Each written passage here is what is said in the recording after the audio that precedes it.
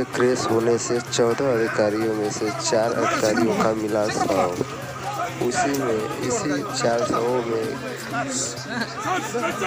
सेना के जवान के अध्यक्ष बिपिन रावत जी का भी मिला शव।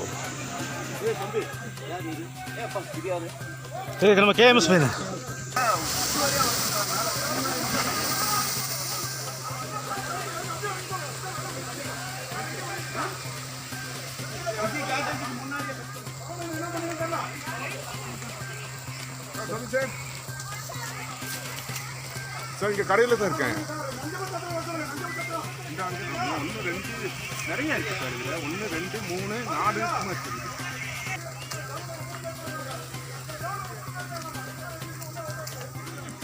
பார்த்து வச்சுட்டு முடியும்.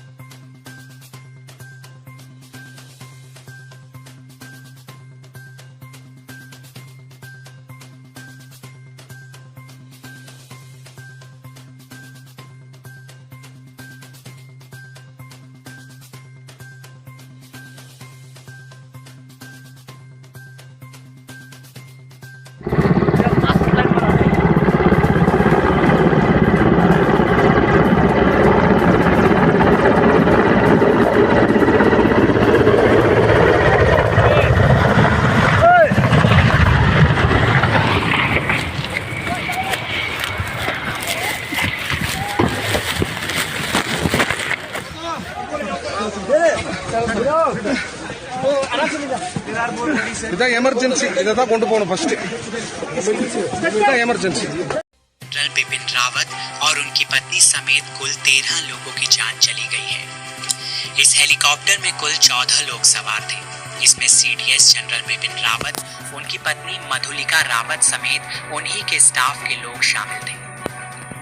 हेलीकॉप्टर क्रैश होने के पीछे का कारण खराब मौसम बताया गया। ये सभी एक कार्यक्रम में हिस्सा लेने के लिए जा रहे थे। 16 मार्च 1958 को उत्तराखंड के पौड़ी गढ़वाल में बिपिन रावत का जन्म हुआ था। उनके पिता लक्ष्मण सिंह रावत भी फौज में थे। बिपिन रावत का बचपन फौजियों के बीच ही बीता। उनकी शुरुआती पढ़ाई सेंट एडवर्ड स्कूल शिमला में हुई। इसके बाद उन्होंने इंडियन मिलिट्री एकेडमी में एडमिशन लिया और देहरादून चले गए। बिपिन रावत ने डिफेंस सर्विसेज स्टाफ कॉलेज में पढ़ाई की। इसके साथ ही उन्होंने मद्रास यूनिवर्सिटी से डिफेंस सर्विसेज में एमफिल किया था। उनके पास आतंकवाद रोधी अभियानों में काम करने का 10 सालों का अनुभव था। उनके पिता retired lieutenant general Laxman Singh Rawat 1988 में उप सेना प्रमुख के पद से रिटायर हुए। बिपिन रावत को दिसंबर 1978 में भारतीय सैन्य अकेडमी देहरादून से 11 गोरखा राइफल्स की 5वीं बटालियन में शामिल किया गया था, जहां उन्हें स्वॉर्ड ऑफ ऑनर से सम्मानित किया गया। यहीं उनके पिता लेफ्टिनेंट जनरल लक्ष्मण सिंह रावत की यूनिट भी थी। उनका परिवार कई पीढ़ियों से भारतीय सेना में अपनी सेवाएं देता रहा है। बिपिन रावत को 11 गोरखा राइफल्स की 5वीं बटालियन में कमीशन मिला था।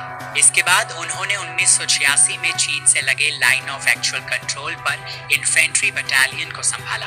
5 सेक्टर राष्ट्रीय राइफल्स और कश्मीर घाटी में 19 इन्फेंट्री डिवीजन की अगुवाई कर चुके बिपिन रावत ने ब्रिगेडियर के तौर पर कांगो में यूएन पीस कीपिंग मिशन के मल्टीनेशनल ब्रिगेड की अगुवाई भी की थी।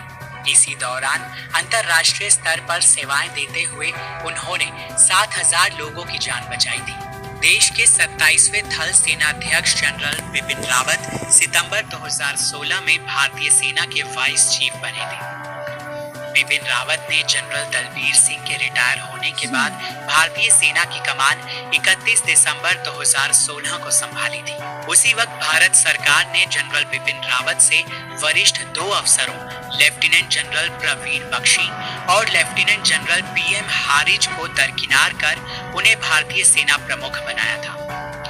जनरल बिपिन रावत गोरखा ब्रिगेड से निकलने वाले 5वें अफसर थे जो भारतीय सेना प्रमुख बने।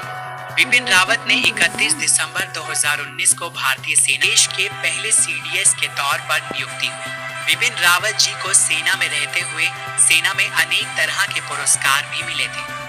उन्होंने अपनी युद्ध नीति और कौशल से आर्मी में कई मेडल प्राप्त किए। उनके करियर का लंबा वक्त भारतीय सेना की सेवा में गुजरा है। उन्हें ऊंचाई पर जंग लड़ने और काउंटर इंसर्जेंसी ऑपरेशन यानी जवाबी कार्रवाई के एक्सपर्ट के तौर पर जाना जाता था। साल 2016 में उरी में सेना के कैंप पर हुए आतंकी हमले के बाद army chief general Bipin Rawat के नेतृत्व में 29 दिसंबर 2016 को पाकिस्तान में बसे आतंकी शिविरों को ध्वस्त करने के लिए सर्जिकल स्ट्राइक की गई थी। आर्मी सर्विस के दौरान उन्होंने LOC, चीन बॉर्डर और नॉर्थ ईस्ट में एक लंबा वक्त गुजारा था।